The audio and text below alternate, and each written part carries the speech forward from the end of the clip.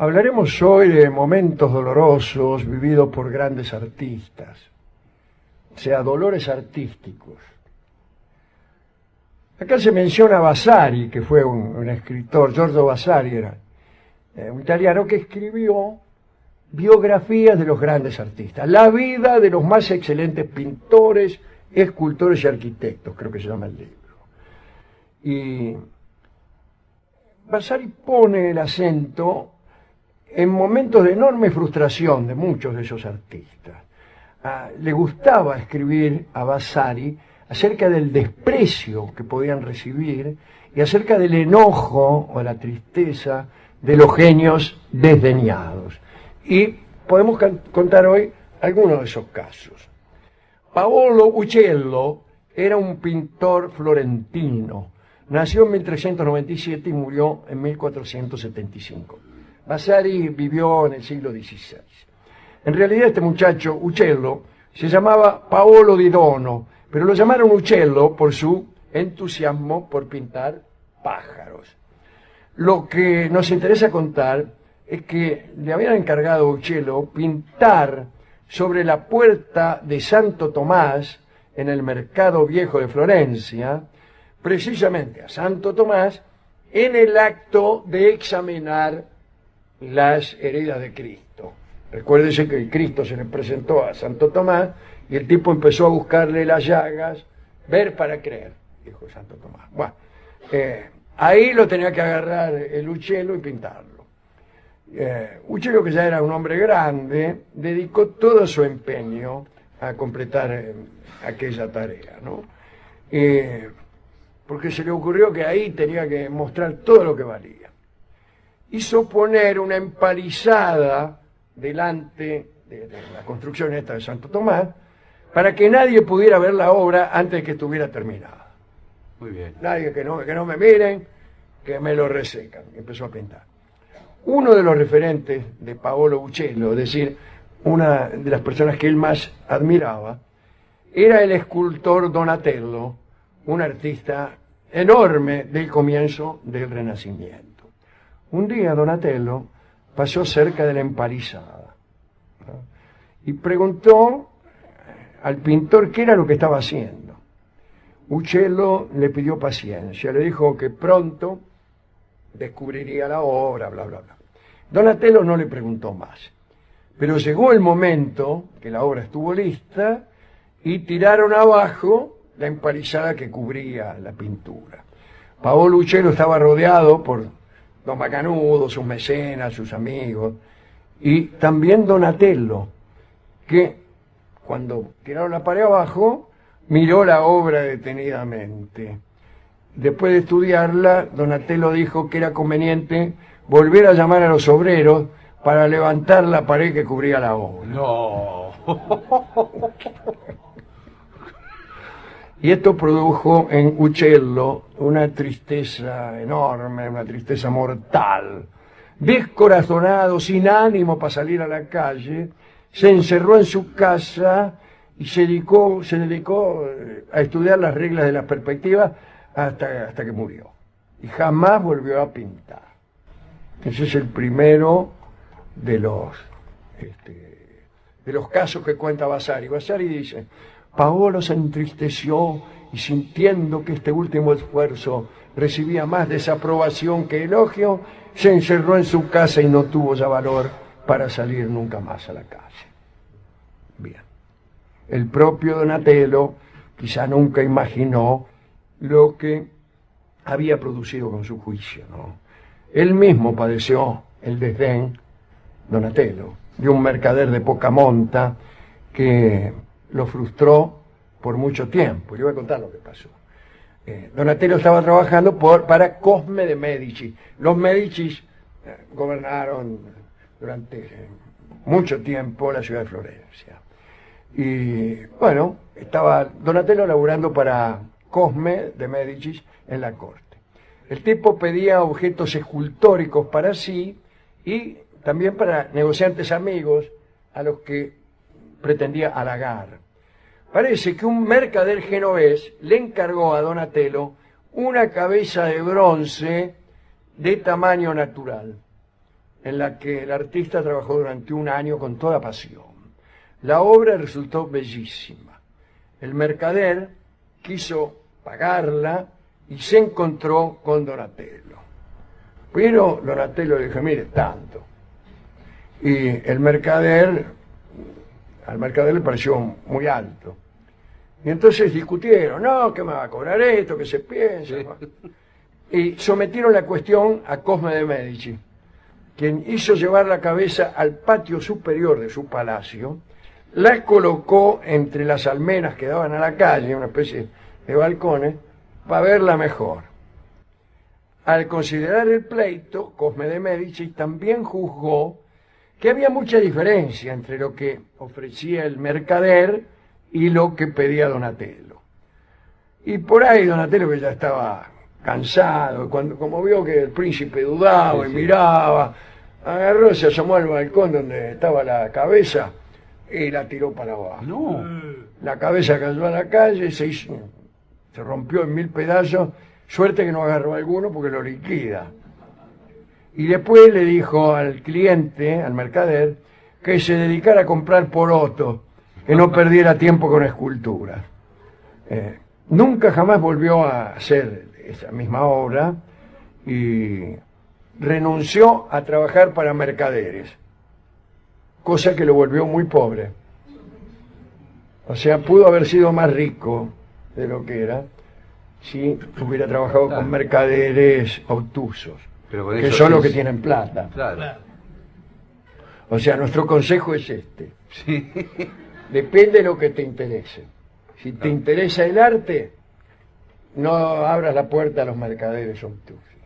Si te interesa el dinero, ábrele la puerta a los mercaderes obtusos.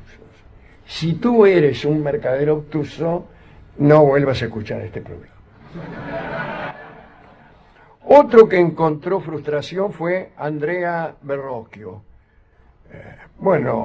Tipo que tenía muy buen maestro, era Verrocchio. Entre sus alumnos estuvieron Leonardo da Vinci, Perugino, el Ghirlandaio, que fue casualmente maestro de Miguel Ángel. Bueno, este muchacho, Verrocchio, vivía en Florencia, pero la historia que voy a contar ahora ocurrió en Venecia.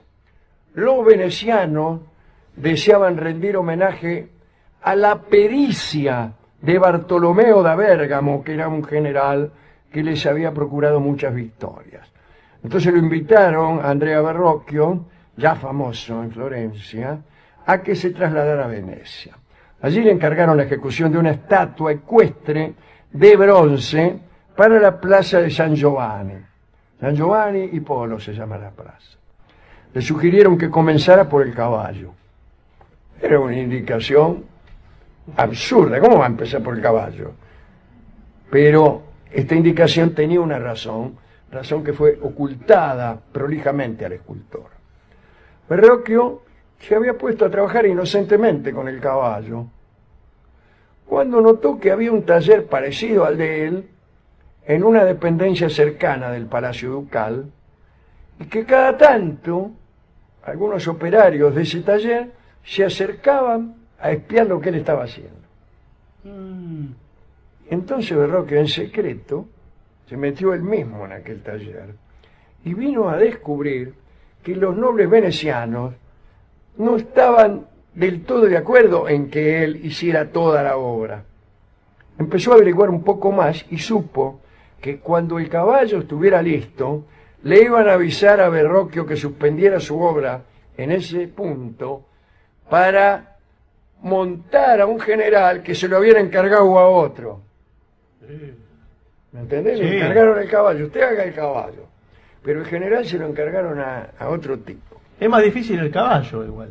Igual, los espías del taller de al lado, era lo que estaban haciendo al general, y venían para ver las medidas del caballo. Las proporciones. Porque La pata abierta, imagínense si por ahí lo hacían muy grande, claro, y le quedaban arrastrando la gamba al general. y se le cae para un lado. Entonces Verrocchio se enteró y les quiso jugar una mala pasada. Puso capas de cera arriba del caballo para engrosarlo y para que los que venían a espiar fallaron en su trabajo. Pero los escultores competidores se dieron cuenta y trabajaron bien. Bueno, Andrea Verrocchio sintió una gran frustración, una humillación, y su amargura fue mortal, tan mortal que murió. Era el año 1488. Para terminar, vamos hacia el siglo XX, con dos momentos que dolieron muchísimo a dos músicos. El primero es Dmitri Shostakovich, que allá por 1950 era el más alto representante de la música rusa. Era un pianista impresionante, compositor. Fue enviado a Estados Unidos en 1949 como parte de una delegación musical. Bueno, viajó y tenía que hacer una escala en Frankfurt. Lo primero que le sucedió fue que bajó del avión y un periodista le dio una palmada en la espalda, le puso el brazo sobre el hombro y le dijo: hola, Shosti, ¿quiénes le gustan más, las rubias o las morochas? Y Shostakovich sintió una angustia que no le permitió tocar el piano por semanas. Y se iba a dormir y se le aparecía la voz diabólica del periodista que le había hecho esa pregunta. Y pensó, esto es lo que lo aterrorizaba, que esos tipos iban a escribir sobre su música. Y le agarró miedo. Unos años antes, un periodista del American Music Center le pidió a Arnold Schoenberg una lista con sus composiciones escritas de 1939. Este es otro caso, pero parecido al de Shostakovich. Esta petición, deme una lista de sus obras, era inocente pero ofensiva, y le dolió mucho a Schoenberg. Era como pedirle a Debussy la lista de las cosas que había hecho y ponerlo a trabajar en una reseña de él mismo. Bueno, Schoenberg dejó la petición sin respuesta y le escribió al periodista lo siguiente: la persona que solicite un favor a Herr Schoenberg deberá presentarse primero con el respeto necesario. Deberá dar una explicación clara de si este favor que solicita sirve a un propósito amistoso hacia Herr Schoenberg. Herr Schoenberg no desea ayudar a sus enemigos. Y firmó. Un último dolor. En marzo de 1917, Gershwin tenía 19 años y encontró un empleo de pianista de segunda línea en el Fox City, un tugurio de vodevil, ¿no? En el turno de escena, con la misión de amenizar, entretener a la concurrencia cuando la orquesta se retiraba para descansar. Había sustituido a otro pianista, que no era otro que Chico Marx, uno de los hermanos Marx. Parece que un día estaba tocando Gershwin, a veces venía un actor en escena, ponerle un malabarista, y Gershwin lo acompañaba. Pero parece que lo que tocaba Gershwin no tenía mucho que ver con lo que estaba haciendo el actor, y el actor empezó a ridiculizar a Gershwin. Y los presentes se hicieron cómplices de la farsa del actor. El asunto duró un buen rato, mientras Gershwin seguía tocando ensimismado. Cuando se dio cuenta de que se estaban burlando de él, se levantó tranquilamente y se fue del teatro para siempre. Y empezó a componer, a esconderse tras las partituras que tocaban otros. Sus presentaciones en escenario fueron muy escasas. Y esa experiencia, dijo, dejó una cicatriz, un ahogo en mi memoria y lo afectó para siempre. El gran ejecutante de las obras de Gershwin fue su amigo Oscar Levant. Claro. Y vamos a escuchar hoy a Oscar Levant, pero después vimos una versión curiosa del pianista Paul Barton, casualmente aquí presente. Ah, sí. Ah, qué bien. Claro. De una canción de Gershwin con la cual vamos a ilustrar esta charla que hemos dado. Así que Paul Barton toca ahora para nosotros, espero que nadie se burle de él, El hombre que yo amo de Gershwin. Uh.